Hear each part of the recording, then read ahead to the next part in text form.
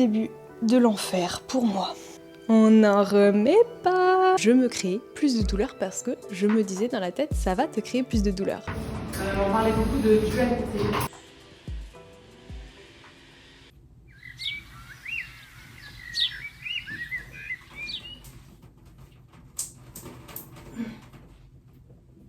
On va s'hydrater la peau à fond. Le dessous des yeux aussi, je pense. Partout là.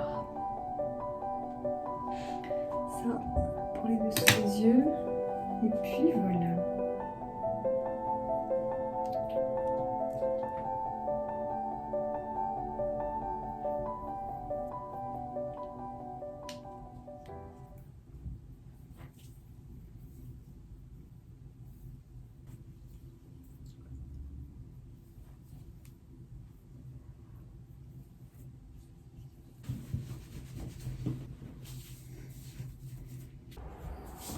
Bisous mon amour. Tips pour se rafraîchir. Je vais dire quelque chose d'hyper compliqué. Buvez de l'eau. Mais là, il manque quelque chose. Là, il manque un petit truc. On va se faire un cocktail. Vous n'êtes pas prêtes? Là, on est bien. Cocktail à l'eau. Là, tu sirotes. Ils sont pas encore fondus. Bref, c'est la canicule et en fait, on ne sait plus quoi faire. À 15h, j'ai passé toute ma journée au lac. Je transpirais avec la crème solaire, etc. Donc, je me suis permise de me retremper dans l'eau froide, dans ma douche, mais vraiment pas longtemps parce que l'idée, c'est pas non plus de faire chier la planète et de la pourrir. C'est de pas non plus être égoïste. Petit coup de gueule contre les clims. J'en parlais avec ma pote, son mec installe les clims. Je suis désolée, je déteste les clims. J'aime pas le principe de tu te mets de l'air froid pour toi et ton engin il recrache de l'air chaud dehors. C'est un peu dégueulasse pour moi et je suis un peu la bobo écolo relou en fait de service. J'ai chaud mais j'ai mon cocktail. J'ai mon cocktail à base d'eau. Douche eau mais pas hyper froide non plus parce que ça sert à rien. En plus le corps va chercher à se réchauffer donc ça va juste te donner encore plus chaud. Et petit tips aussi, hop, petite huile essentielle sur les poignets. Moi j'utilise cèdre de l'Atlas. En plus c'est top pour les piqûres moustiques, ça fait fuir les moustiques. Si t'aimes pas la citronnelle, je trouve que c'est sympa. Il y a aussi le tea tree, la lavande, géranium, bref, Google ton meilleur ami pour enlever, pour faire fuir les moustiques. Et en fait, juste l'odeur mentalement, ça sent le frais, ça sent la nature, ça sent le bois, ça sent je sais pas, et je trouve que déjà ça détend, parce que quand on a chaud, on s'excite un petit peu mentalement aussi et corporellement. Donc ça apaise aussi l'esprit, ça calme le corps, fréquence cardiaque, etc. Ça permet aussi, je trouve, de... Et puis l'odeur, je sais pas, c'est peut-être mental, mais moi, ça me fait trop du bien. Hop, petit micro. Ça, c'est nouveau pour moi. Attends, on sirote un peu. Du coup, j'ai envie de me poser avec vous, papoter un peu avec vous. Trop. J'ai envie de parler quelque chose que, en fait, je crois que j'ai jamais parlé. C'est mon parcours avec l'endométriose. J'avais jamais conscientisé, mais c'est surtout après, une fois que t'as avalé la pilule, que tu as l'endométriose et donc... qu'il faut que tu vives avec et en fait il faut que tu avances avec et je suis plutôt dans cette phase là où je parle beaucoup de ça sur Instagram et en fait moi j'aurais trop aimé regarder typiquement ces vidéos YouTube à l'époque ou avoir des parcours de vie simplement pour me dire ok je suis pas seule, on est passé par là aussi avant moi et on est plusieurs et on peut papoter ensemble, on peut échanger, on peut discuter sur comment la façon dont on a vécu, vous avez l'endométriose, genre le mot, le jour où tu l'apprends, comment tu l'as vécu à l'intérieur de toi, te libérer de ça aussi pour l'exprimer et les étapes d'après, qu'est-ce qu'on fait une fois qu'on sait qu'on est diagnostiqué de l'endométriose. Je savais que c'était pas normal puisque chez le médecin on te dit quand même si tu dois te mettre en arrêt maladie quand t'as tes règles, c'est clairement un gros warning. À cette époque-là, il y a 5 ans, je dirais, je faisais des jobs à l'usine et je finissais en arrêt maladie et je ne finissais pas mes contrats à l'usine, c'était des jobs d'été. Parce que en fait, règle trop douloureuse, je pense que cumulé à ça, j'avais des douleurs dans le bras gauche, donc j'étais terminée chez les pompiers, ils m'avaient dit c'est une crise d'anxiété en fait. Mon corps clairement me disait merde et me disait non pour ces boulots-là. Et on ne trouvait rien, c'est hyper fatigant, tu fais beaucoup d'examens, on te dit faut vous détendre, etc. Donc tu lâches l'affaire et puis va le temps où je m'installe ici, il y a 3 ans. Je me suis fait diagnostiquer février 2023, donc il y a 1 an, là où je fais cette vidéo, plus d'1 an, pour cause j'avais des douleurs pendant les rapports avec mon chéri. Donc suite à ces douleurs, le médecin represcrit à nouveau une ordonnance pour faire un IRM. Et moi, j'étais vraiment dans l'optique, ok, on fait cet IRM comme ça, on voit qu'il n'y a rien du tout aux images, et puis je sais pas, je fais un travail psychologique sur moi. Et puis il y avait de l'endométriose. Et j'étais pas contente, et j'ai pleuré dans la salle d'attente avec mon chéri. Et là, ça a été le début de l'enfer pour moi. De moi avec moi-même, j'ai été hyper rigide et hyper dure avec moi-même. Est-ce qu'on s'allume pas une petite lumière pour continuer la suite? Attends, on teste. Donc, clairement, début de l'enfer avec moi-même. Je rentre chez moi, je me rappelle, j'ai mangé que des légumes. Mais pourquoi j'ai fait ça? On entend beaucoup parler de l'alimentation anti-inflammatoire et je l'ai pris au mot pour mot, genre à la lettre. J'ai tenu comme ça, genre à être hyper rigide, à réduire un petit peu mes quantités, à prendre des pâtes sans gluten, full sans gluten. Mon chéri, on en parlait beaucoup, il me disait mais attends, tu as plus de douleurs qu'avant. En fait, entre le moment où on t'a diagnostiqué l'endométriose et avant, tu n'es plus du tout la même femme. Et tu as bien plus de douleurs, mais c'était vraiment physique, mon ventre qui avait beaucoup plus de symptômes et qui gonflait beaucoup plus après le diagnostic qu'avant. En fait, je crois que je me cherchais beaucoup pendant cette période-là, j'en ai les frissons, parce que j'étais genre vraiment perdue et au début, tu as tendance un petit peu à t'identifier à la maladie et tu essayes de te retrouver. Et à l'époque, je m'étais rapprochée de mon médecin généraliste qui était un homme qui n'est absolument plus aujourd'hui mon médecin. Parce que des paroles pas du tout bienveillantes, de dire bah oui vous avez ça, mais écoutez votre corps, mais pas trop. Je fais quoi de cette info moi? Bien sûr que si j'ai envie d'écouter mon corps, mais j'ai envie d'être guidée et de me dire que en fait ok il y a plein de solutions. En fait il m'a fait comprendre qu'il n'allait pas du tout m'accompagner dans ce processus puisqu'il n'y comprenait rien. Et donc j'ai dit bon je vais laisser tomber avec lui. Aujourd'hui, j'ai une femme qui est très douce, très bienveillante. Bon, aussi, on va pas se mentir, qu'est-ce que ça veut dire se faire accompagner pour l'endométriose? À part se faire checker par des IRM et des échographies, vraiment, aidez-moi les filles parce que je ne sais pas ce que c'est se faire accompagner par la médecine conventionnelle proprement dit. J'ai l'impression que tout le monde se jette un petit peu la pierre dessus, c'est-à-dire que mon médecin généraliste me disait trouvez-vous une gynéco. Ma sage-femme qui me fait un contrôle gynéco et qui me dit vous êtes accompagnée par un médecin. Je dis non. Donc elle me fait comprendre qu'elle va pas m'accompagner non plus. Après je vais voir une ostéo qui est spécialisée là-dedans. Elle me dit vous êtes suivie pour votre endométriose et je ne comprenais rien parce que j'étais en mode c'est peut-être toi qui es en train de me suivre là maintenant tout de suite.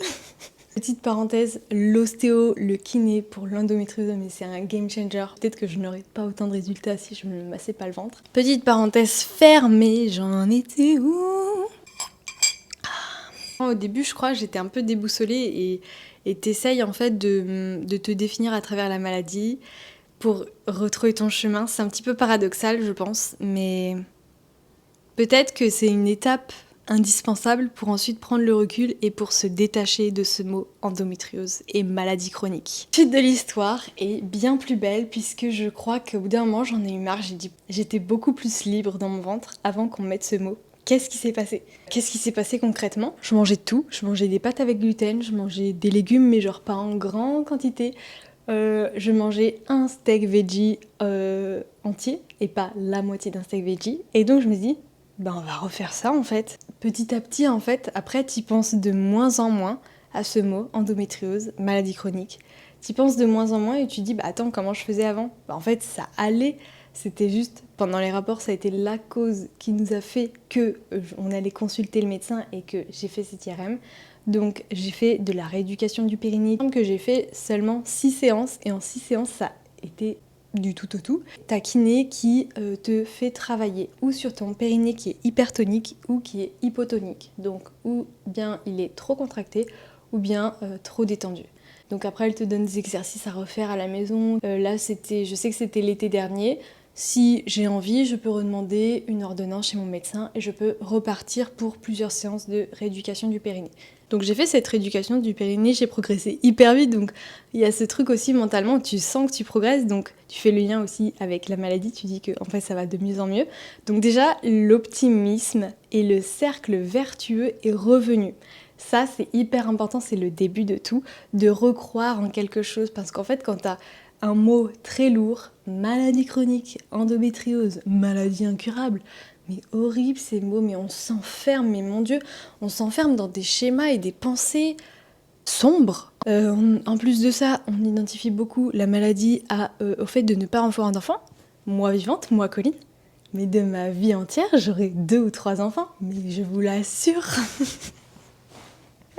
Est-ce que je veux vraiment garder ça dans le vlog? Je sais pas, mais faut arrêter déjà de se dire ça. Je crois que c'est seulement 20 ou 30% de femmes qui ont l'endométriose qui ne peuvent pas avoir d'enfants. C'est très peu. Le pouvoir des mots, tes pensées, mais vraiment c'est ta réalité, tes pensées. Les mots que tu mets dans ta tête, c'est ta réalité. Donc si tu te persuades que dans la vie tu auras une certaine chose, tu l'auras. J'en suis persuadée, c'est ma croyance, et évidemment toute croyance dans le monde est la bienvenue. C'est la mienne et je trouve que c'est une croyance qui est hyper optimiste et qui fait trop du bien de croire en ça en fait. Arrêtons de nous enfermer dans des mots qui sont durs, qui sont pessimistes et qui nous condamnent en fait. Je suis pour le fait de croire en tout est possible. Il existe plein de maladies que plein de personnes ont guéri grâce à leur mindset. C'est un chemin, j'ai pas envie de dire long chemin, je trouve qu'un pas engendre un autre et tout s'accélère et tout s'accélère dans le bon sens. Et c'est comme les schémas négatifs et les pensées négatives, tu fais un pas en arrière et t'en fais plein en même temps. En fait, quand tu avances dans une direction, tout va très vite après. Il y a eu un moment clé dans ma vie où je me suis dit, j'aime trop ma vie, je vis à Aix-les-Bains, je suis avec mon chéri, je suis trop bien, on est ensemble dans notre appart, on a notre cocon, on est trop bien. Mais il y a un truc qui me saoule et qui me tracasse depuis plusieurs années. J'avais un implant. En fait, tout ce qui était moyen de contraception hormonale, dans ma tête, ça me perturbait. Je me disais, mon corps n'est pas au naturel, mon corps n'est pas au naturel. Et j'y pensais, il y avait une petite voix là dans ma tête qui me jugeait, qui disait, mon corps il n'est pas au naturel. Et je sais pas comment dire, c'était pesant. Et plus j'y pensais, et plus en fait j'étais dans le déni. J'étais en mode, ouais, on verra le dossier plus tard. Parce que déjà, endométriose, quand t'as ce mot, t'as tous les médecins qui te disent, bon, vous avez un traitement hormonal, c'est bon, alors restez comme ça. Donc là, en fait, j'étais en mode, dans ma lancée optimiste, j'ai dit, attends, faut renouveler l'implant. Est-ce qu'on va vraiment le renouveler? Il arrivait à date de péremption et je me suis dit, on n'en remet pas. Non pas pour avoir des gosses maintenant, juste pour faire confiance au corps et le laisser naturel. Faire confiance, vous inquiétez pas, j'ai la préservatif. Là... En fait, ils faisaient comment avant à l'époque? Préservatif, avant tout. Bref, le jour où j'ai enlevé mon implant dans le bras, je déconne pas. Ici, là, dans mon bas du ventre, ça s'est allégé, j'ai abandonné un poids. Le ventre et la tête, mais tellement liés. Le jour, physiquement, j'ai dit, chérie, je te jure, j'ai moins de douleur. Parce qu'en fait, il y avait quelque chose qui m'énervait dans ma tête depuis plusieurs années. Le jour où je me suis écoutée, que j'ai enlevé ces moyens de contraception hormonale, mon corps m'a dit « Merci, tu nous as écoutés ». Mais la libération, mais physique jusqu'au bas du ventre. Tout continue de s'enchaîner. Je crois qu'après, j'ai commencé ma thérapie dans ces eaux-là. J'ai pris une psy. J'ai parlé de toutes mes émotions, de mon hypersensibilité, du fait que quand je suis au milieu du monde, la foule et tout ça, ça me fait peur, de ma timidité, de plein de choses. Et ça aussi, ça m'a allégée. Et en fait, on dit que notre ventre, c'est notre deuxième cerveau. Écoute-moi bien, je suis pas du tout d'accord. notre ventre, c'est notre premier cerveau. C'est mon ventre qui m'a informé avant ma tête de tout ce qui n'allait pas. Avant que tu conscientises dans tes pensées, dans tes schémas, dans ta tête, ton ventre, il te parle, mais tellement. Je dis ton ventre, mais c'est aussi ton corps de façon générale. Mais ton ventre, je trouve ça très parlant parce que quand on a des problèmes dans nos vies en général, c'est beaucoup troubles digestifs ou plein de douleurs dans le ventre. Quand tu as des douleurs de ventre, vois ton ventre comme une boule de laine avec plein de fils enlacés comme ça. Et tu en parles déjà juste de poser des mots, juste de conscientiser tes schémas intérieurs, de dire d'accord, quand j'étais à la cour de récréation, j'étais beaucoup exclue. Ok, c'est pour ça qu'aujourd'hui je fuis les groupes d'amis. Ok, tu mets des mots, tu dénoues. Aujourd'hui, ça me tient à cœur de créer en fait un accompagnement Liberté Règles parce qu'en fait, c'est un petit peu mon histoire, c'est se libérer de ces règles et en fait les règles qu'on se met dans la tête et dans le ventre et en fait qui nous empêchent d'être nous-mêmes, qui nous empêchent d'être à l'aise avec les autres, à l'aise avec soi-même, à l'aise dans ses relations, à l'aise dans son boulot.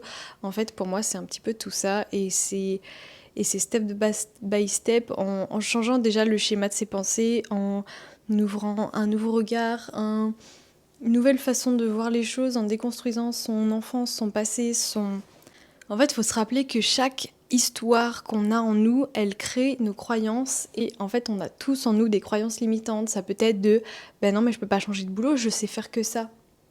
Non, en fait, on sait faire ce qu'on sait faire parce qu'on a appris à le faire. Si tu apprends à être pâtissière, à être boulangère, tu peux l'être, il faut juste apprendre, mais tu sais le faire si tu apprends. Et en fait, on va se créer plein de croyances. Non, mais cette personne, tu comprends, je lui dois tellement. Cette personne-là, elle m'a tellement aidée pendant toutes ces années. Je peux pas ne plus lui parler, je me sentirais trop mal, je me sens redevable. Oui, en fait, elle t'a apporté dans le passé. Est-ce qu'aujourd'hui, elle te fait pas plus de mal ? Donc, en fait, c'est nos croyances construisent notre réalité et en déconstruisant tout ce qu'on sait et en partant à zéro, en fait, on se crée notre nouvelle réalité, beaucoup plus adaptée à notre vie aujourd'hui, à notre vie actuelle, à notre vie de femme, en fait, à notre vie de femme sensible. Quand je dis sensible, c'est une femme qui a des émotions. Donc on est toutes sensibles, on est toutes humaines. Autre exemple, sur le sport, en fait, je m'étais mise en tête que je ne pouvais pas, que ce soit porter trop de charge lourde, je ne pouvais pas faire des séances trop intenses parce que j'étais persuadée que ça allait me créer plus de douleur. Donc en fait, quand je faisais des séances un peu plus intenses, des séances de sport, par exemple, par exemple du cardio intense, je me créais plus de douleur parce que je me disais dans la tête, ça va te créer plus de douleur. Donc le lendemain, j'avais plus de douleur. Aujourd'hui, je vais plusieurs fois à la salle de sport et en fait, j'ai juste arrêté cette croyance, j'ai arrêté d'alimenter ce schéma de pensée et juste je me suis dit, je vais tester cette séance et j'ai augmenté les charges de poids, j'ai augmenté la durée de mes séances petit à petit et en fait je crois que ça fait partie de mon équilibre qui fait que je n'ai plus de douleur de règles aujourd'hui. Quand je dis que j'ai plus de douleur de règles, je peux avoir des petits symptômes prémenstruels, le premier jour de règles, des petits tiraillements au niveau des ovaires. Voilà, notre corps nous parle toujours, c'est fascinant, c'est passionnant, c'est effrayant parce que si on ne l'écoute pas pour tel ou tel réseau, en fait, il nous en fait baver. Les extrêmes ne sont jamais bons. Trop se reposer n'est pas bon pour son corps. Et porter trop de charge et faire du sport tous les jours n'est pas bon non plus dans son corps. Donc tout est adapté à soi et prenez des pincettes si vous avez des douleurs tous les jours évidemment. Écoutez-vous et ne faites pas de sport et n'allez pas chercher dans le sport, allez chercher ailleurs. Avec plein d'accompagnements différents, que ce soit de l'acupuncture, que ce soit du massage, que ce soit de la rééducation, du périnée, du dos, des abdos, il existe plein de choses. La naturopathie. Quelque chose aussi évidemment qui a beaucoup changé, c'est la souplesse avec moi-même. Ma souplesse intérieure, mes pensées, me dire que c'est ok s'il y a des jours où je suis en forme pour faire telle chose, c'est ok. Et si le lendemain c'est pas le cas, bah c'est ok aussi, on adapte son programme. La clé, je crois, c'est vraiment l'adaptation et la souplesse à soi-même. Mon rapport à la féminité aussi, il a tellement changé. Aujourd'hui, c'est un sujet mais qui me passionne, c'est la féminité. Je suis en tenue de sport, mais je me sens tellement féminine. Ah, mon orteil s'est tordu.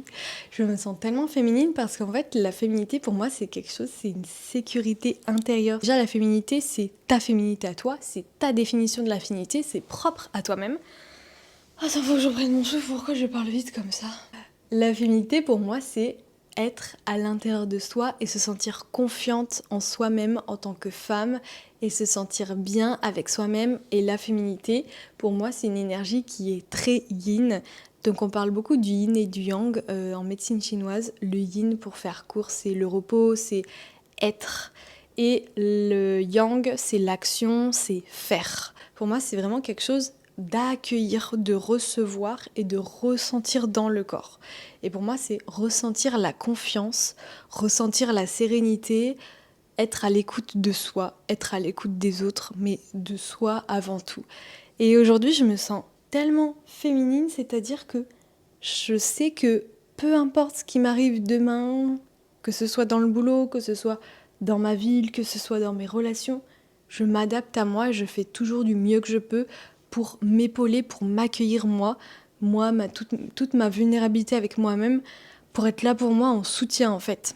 Je crois qu'il n'y a rien de plus rassurant que de savoir qu'on est là pour soi et qu'on n'est pas en détresse, on n'est pas dans la détresse, qu'on ne va pas faire les mauvais choix, mais qu'on va faire les meilleurs choix pour nous à l'instant T.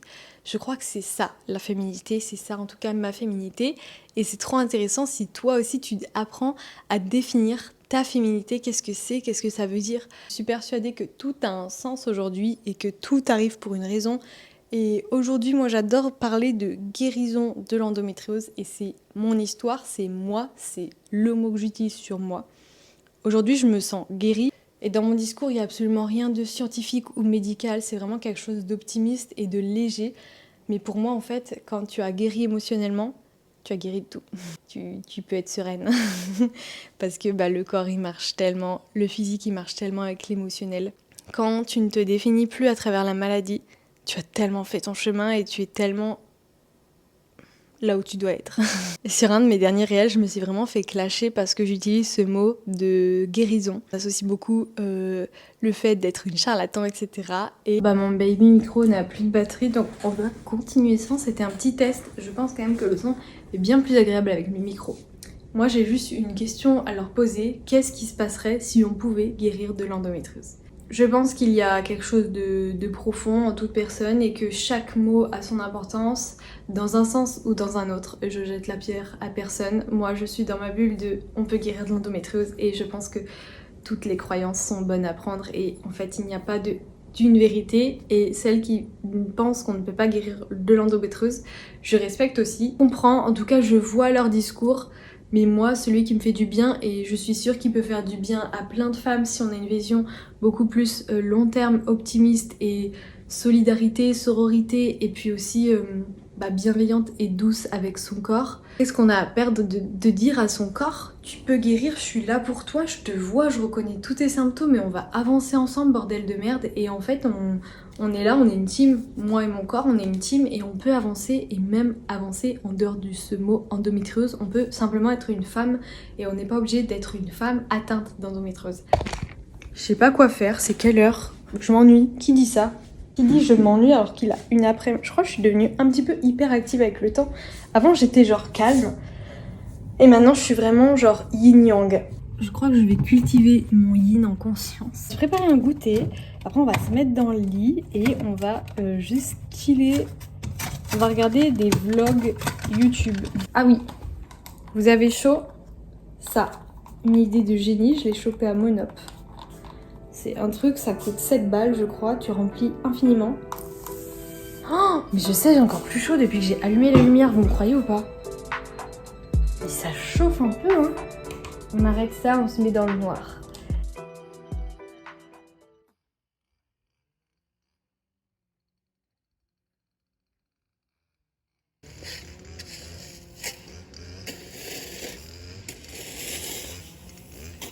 Encore des messages sous mon post Instagram, totalement en lien avec du coup mon histoire et l'endométriose. J'ai un discours qui est hyper optimiste et beaucoup de légèreté, c'est-à-dire beaucoup être douce avec soi-même, être bienveillante, parler comme si on était un petit enfant, comme si notre ventre et notre cycle menstruel c'était un enfant, un gosse, une plante à faire pousser. Bref, c'est ça en fait mon monde et mon monde de bisounours. Et à côté de ça, il y a des gens... Il y a aussi le monde très cartésien et très terre-à-terre et le mot guérison pour eux c'est médical et clinique. Or ce que je ne parle absolument pas, sur mon compte Instagram. Deux mondes se rencontrent et du coup, mon discours pour ces personnes-là est très dangereux. C'est quand même fort comme mot. Faut se calmer là. J'avais l'impression déjà de faire attention et d'être bienveillante et de marcher déjà sur des œufs, mais apparemment, vraiment ça m'a échappé ce mot guérison. Je pensais pas qu'il faisait tant débat et tant polémique dans ce domaine-là. En fait, au début, j'étais en mode « Oh mince, désolée, mince, comment on fait ?» et tout. Au bout d'un moment, je suis en mode « Excusez d'être optimiste, bah fais chier en fait. » Non, fais chier de s'excuser d'être heureuse et d'être good vibes et de partager... En fait, on n'a plus le droit de partager son expérience. J'ai aussi eu un message en privé qui fait trop du bien aussi, le petit cœur qui passe par là, mais de dire qu'en fait on est le sauveur que de soi-même, on n'est pas le sauveur des autres. Et ça, bah, c'est un bon rappel à l'ordre. Et quand même, allez checker ce réel-là parce que j'ai épinglé 2 commentaires. J'ai eu 2 commentaires genre hyper pertinents en fait, des choses hyper pertinentes qui ont été dites. Donc il n'y a évidemment pas que de la négativité. Je suis en train de faire... Je vous mets dans mon super... Oula, je sais pas parler. Je mets ce super café dans mon vlog. Voilà. Parce que mon super vlog dans ce café, ça fait un peu narcissique. Wouh. La déco. Les petites fleurs. Le petit arbre. T'es trop à l'aise, c'est trop cool. Merci madame. Si tu veux Latte. plus de glaçons, n'hésite pas. Hein. Latte eau froide, on est super. Pourquoi vous appelez double jeu? Ah ouais, t'as une journée devant toi. Moi ça me fait penser à... Ça se trouve je suis à côté de la plaque. 2 salles, 2 ambiances. Non, Hein, c'est ça? vraiment, c'est pas loin, c'est pas mal. Ah. Alors, en soi, en fait, à la base, avec Chloé, on parlait beaucoup de dualité. Ok. Donc, Yin et de yang, ça, un peu tout tout à ça. fait, ouais. Ouais. Et en fait, on est tous les deux, on a vraiment la même vision de la vie, des choses. Et à côté de ça, on est tous les deux, en revanche, on fait les choses différemment. Mais par contre, on voit les choses de la même façon. Donc vraiment le double jeu, voilà, c'était ça. Puis comme on est 2 versos, bah, Oh, je savais pas ça. le logo, c'est le du verso en fait. Ça fait lac et montagne. Ah oui, d'accord. Parce que moi je vois une assiette, mais ça je l'ai vu il y a pas longtemps. Il y a assiette. Je l'ai vu il y a pas longtemps. C'est du verso. D'accord. Oh mais attends, mais il y a plein d'histoires.